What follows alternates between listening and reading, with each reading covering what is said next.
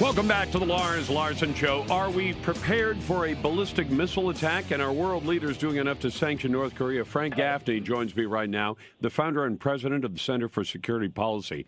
Frank, welcome back to the program. Thank you, Lars. Great to be with you. So after Hawaii's little false alarm on Saturday, which was not so little for the 1 million people who were put into a panic by what happened, are we ready? And are we doing enough to try to stave off the possibility of a ballistic missile attack from North Korea? Well, sadly, the answer is no, we're not ready. And what was panicking those folks in Hawaii was they came face to face with that reality. Sadly, it's not just a question that we don't have an adequate missile defense to protect them. What they went scrambling to look for in the moments they were told they needed to take cover because it was no drill, were not there. I mean, there were some natural places and tunnels and that sort of thing, but there is no systematic, comprehensive civil defense system in place in this country, not in Hawaii, not on the mainland. And we used to have one, right? The tragedy is we used to take this pretty seriously, and we stopped doing so back in, I think, the 1960s, basically. We thought that mutual assured destruction would provide the perfect protection. Well, not so much in the reality of a moment like the people of Hawaii faced. And, you know, I have to tell you that I as I was listening to the histrionics from some who were very upset about all this, and I understand their upset. It's very regrettable that they were inconvenienced and they were falsely alarmed and so on. But, Lars, it had the feeling of what the emperor must have been screaming and carrying on about when he was confronted with the reality he had no clothes. We have not put in place, as we need to, the kind of protections for our people. And I'm afraid that the next time it really won't be a drill, and we will bear the consequences of that very foolish policy. You know, Frank, I was reading a couple of we talked to one of our colleagues in Hawaii yesterday who's with our local affiliate there in Honolulu. And one of the stories I read, which was a little more detailed story out of Honolulu, was that they said, well, this system seems to have been working pretty well up till now because it was put in 2012, 6 years ago. They said because their monthly or, you know, their regular testing of this shows about a 93% accuracy rate for their test drills. And I thought, 93%? Is that close enough?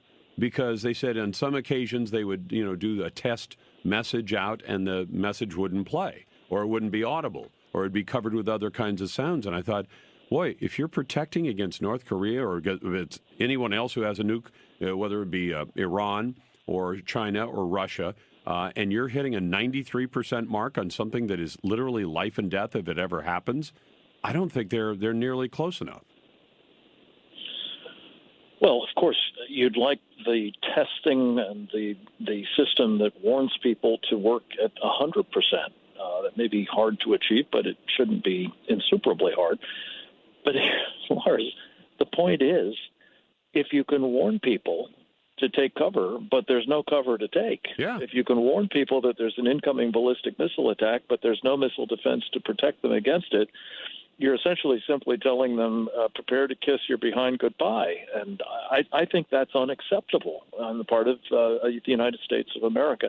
And let me just mention that, by contrast, some of the countries that we know wish us harm, notably the Russians and the communist Chinese and the North Koreans, have gone to extraordinary lengths to protect at least a large number of their most important population, demographics, particularly their leadership, their party cadre, their key workers, and the like, and some even more extensive protection. The Russians have been beavering away at thousands of hardened underground shelters throughout all this period, which we've said, we don't need to worry about that. Mutual assured destruction will be our perfect umbrella.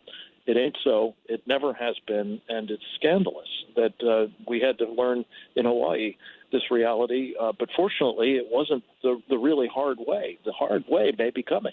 Well, in fact, when I talked to our colleague from our affiliate station, KGU in Honolulu, he said, well, most of our houses, they have these, glass windows, louvered windows, and we don't have a crawl space. We don't have a basement in most cases.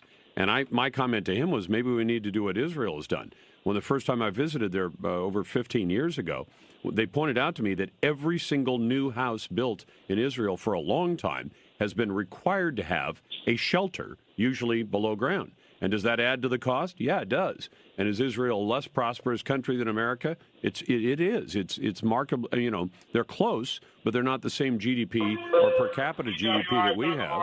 Sounds like you're on the train. But should we get to the point where we say to people in Hawaii or even on the West Coast, you have to have some kind of space below ground to protect your family?